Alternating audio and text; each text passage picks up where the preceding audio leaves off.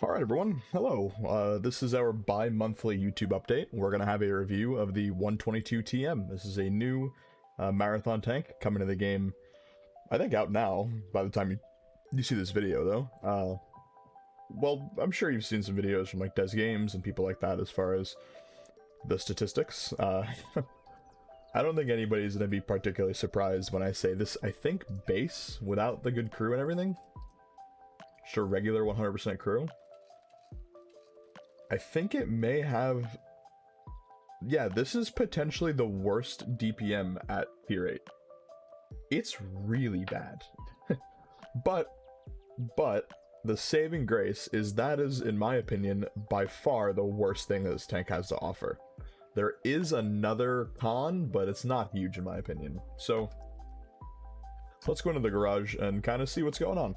Now, you know, disclosure, I do have a very good crew in this, and I do have very good equipment on this. I'm also running a directive and food, so when you get your hands on this, you know, you can expect to potentially, you know, not reach just quite the same statistics as I've got here. So anyway, let's get into the tank before I waste any more of your time. We're looking at a 120mm main gun with a whopping 400 damage. Really comfy. I like that quite a bit. The 120 really, it just feels good at tier 8. 233 base pen, wicked good. Really nice. I mean, I'd be okay with that on a tier 9 medium, potentially even a tier 10 if the reload was quite fast. But here's where we kind of meet that first flaw, right? A 12.9 second reload, almost 13 seconds to do 400 damage. Now, I'm not going to try and justify that as being, oh, dude, it's not that bad. It sucks. It totally sucks. Now, I'm not saying you can't do well with it. You totally can, but there's almost nothing worse than at the end of a game, everybody's going in and kind of clearing up the battle, and you either miss or track somebody that you didn't mean to, because in 13 seconds, when it's like, you know, let's say 12 or 11 to 4, right? You are gonna hurt missing those shots, because a team will get cleaned up in 12 seconds, you know? Anyway, gun traverse is fine. No real issue there. 8 degrees gun depression feels great. 15 elevation, kind of but the 8 degrees gun depression is nice. 2-second aim time, 0.29 dispersion, that feels very comfortable. This thing basically needs a good dispersion if you're going to have a reload like this. With the crew I have and all the setups, I have 1855 DPM. It's not good. That's not good at all. Not unbearable, but not particularly great. 1400 alpha, I think that's the same as the Progetto, so nothing crazy there. 120mm of hull armor, which will be good when you're like sort of completely hull down. It's not going to block anything on flat ground though, unless you get shot at like an angle like this in the upper plate where it just comes in, dings off. 280 turret armor. I'm not sure what constitutes 280. It could be like the areas out here, but the front area, I have a hard time imagining that's going to be anything crazy. I've been pinned in the turret a couple times already. I guess we'll get into that in a minute. Let's finish the stats here. So you can see the top speed's kind of a lie. The issue with the T22, and this is, or 122, sorry. This is the other con I was talking about earlier, outside of the DPM. It's the ground resistances are really not good. You'll pretty much never hit 50. I'm not saying you can't, but for like the overwhelming majority of your games, there's almost no way you're going to be hitting 50 kilometers an hour. The 15 reverse is nice. Realistically, it's like 10, so not great. But the traverse speed's still fine as well, which is good. 18.9 camo, definitely not as good as it can be. To be fair, I don't have a camo crew at all, so I guess that makes sense, but, you know, it's definitely workable. I'm choosing a little bit of a different equipment setup here, and I'm going to tie that into the view range. So I've got 487 view range here, but that's because I chose to drop a vertical stabilizer for optics. Now, I assume if you've been on the stream lately, I've been 3 marking the UDES 1516, the tier 10 Swedish, And somebody in my chat told me to drop vert stab for optics, and I've been doing that. And I find, especially on this, it's very workable because you kind of have to change your playstyle, not like a traditional medium where you then have to kind of take your time with your shots.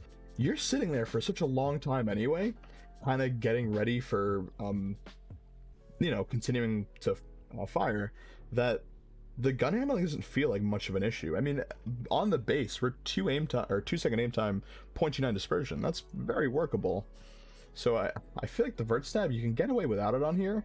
I'm not saying, you know, you should totally get rid of it and don't bother, but of all the tanks I've played that work without a vert stab, this is up there as being one of the better ones. So I opted to go for the V-range, as I think it'll be more helpful in tier 8 games. Having almost 500 meters V-range while fighting potentially tier 6s is comical. It's very fun. But again, I'm running all my bounty stuff. One thing I recommend, do not run turbo. Do not run turbo. You might think, oh, well, if the ground resistances are bad and it's kind of slow in that regard, turbo will fix it. It will not. Turbo will not fix this, as far as I'm aware. I guess you can try it if you got some gold laying around, but from what I've heard, turbo is not going to be very helpful. Now, outside of that, we can get into the gun really quick here on some of the other ammo types. You could see some pretty cool stats here. So on the APCR, this is the base ammo. I haven't switched to the ammo around or whatever. We have 400 alpha, which is, you know, pretty standard for a 120. 233 base pen, as we mentioned before, which is really great on a tier 8. 1368 shell velocity, which is really, really comfortable. There's no need. You don't feel like... I don't know how many of you guys have played the Badger, for example, but the Badger has a very workable AP pen, but the velocity is kind of rough, and the APCR, I find myself just firing so much of it just to get that shell velocity for the longer engagements. I don't feel that way in this, because the heat feels great for sort of that close quarters stuff, and even then, 900 meters a second is not the most terrible thing in the world. It's not great, but it's definitely not unbearable or anything. We've got 62 pen on the HE. I only carry 2 rounds because this thing does only carry a little bit of ammo. It's not really that great, but 62 pen, 515 alpha, pretty standard for a 120. Nothing too crazy here. All right, well, that should cover the garage portion. I've played a little differently for the review this time. I've already played 5 battles today. A DPG of 2.1, which is not great. I've had a couple rough games, particularly on Ensk, where the games have ended just so quickly that I couldn't do any damage. However, normally I would do a review as the first time I'm playing the tank, but in this case I figured I want to try and feel comfortable about the equipment and stuff before I tell you guys if you're going to end up, or if you should end up wasting, you know, hours of your life grinding the marathon. So anyway, again, before I waste too much of your time, let's hop into a game, and we'll see what's going on. Something I've noticed, which I think is really interesting, comes down to, I think there's a better credit modifier on this tank. And the reason I say that is because it almost feels like Wargaming is compensating for the slow rate of fire by giving all the shots you pen a significant credit modifier, where you end up making quite a bit. Oh god, a tier 6. I was admittedly kind of hoping for a tier 10 game to kind of give you less of a potentially stompy game.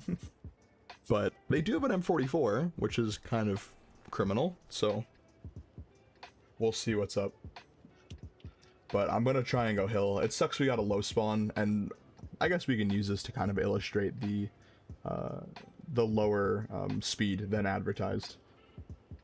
But what do we got here? Double KV2 is kind of rough. This is going to be one of those games where I'm going to wish I had a higher rate of fire, because there'll just be so much to shoot.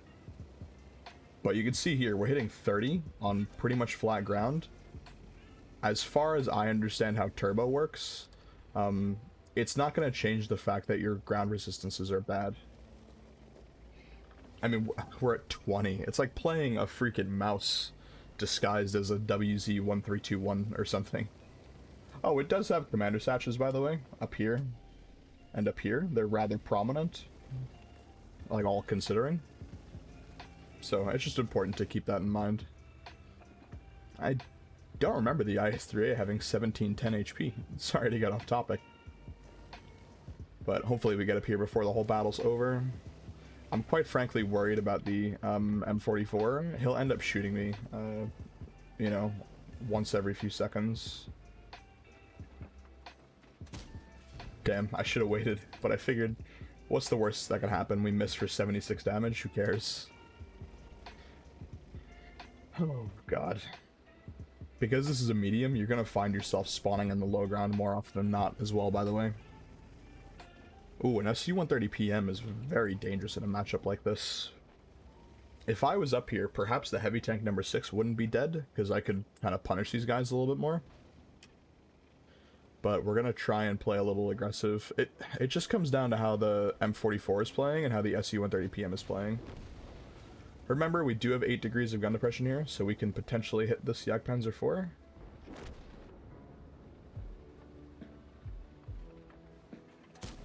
Great shot for 395. We roll a little low. You can see our turret armor coming in here. I'm worried about my team. I need help.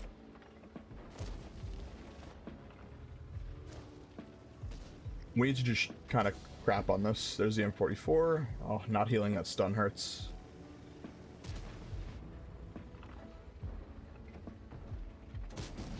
Nice. 233 APCR just goes right through. Now, I'm not super worried about this. These guys are 2 one-shots. I want to try and punish this Basante if I can. I can't. I don't have the gun depression for it, and I'm scared of the SU in the back hitting me. So I'm going to utilize my artillery and try and have him bully. Rough shot there. This game is going to be over. Damn.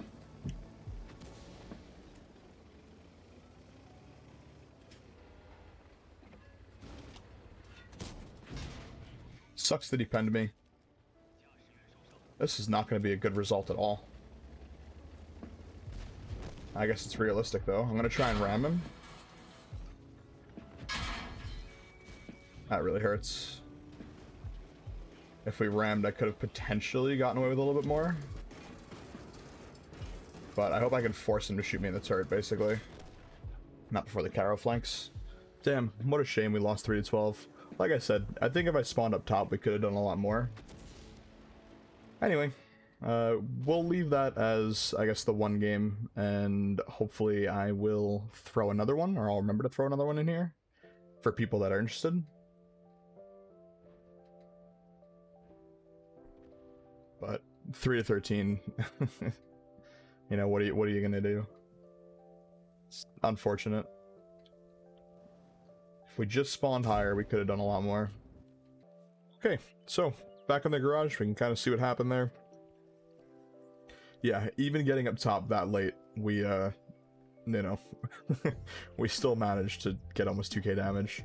Which really sucks that our team pretty much just didn't try. But we fired 6 shots, we hit 4 and penned 4. We made some pretty nice credits. I'm not running a credit booster. I am running a premium account, which is fair. But if I wasn't running food, we would have made a, you know, a very healthy profit here. At least 30,000, which is not too terrible, all considering, for such a quick loss, you know. But anyway, I hope you enjoyed the review. I don't want to waste any more of your time. Thank you so much for watching, and I'll see you guys next time.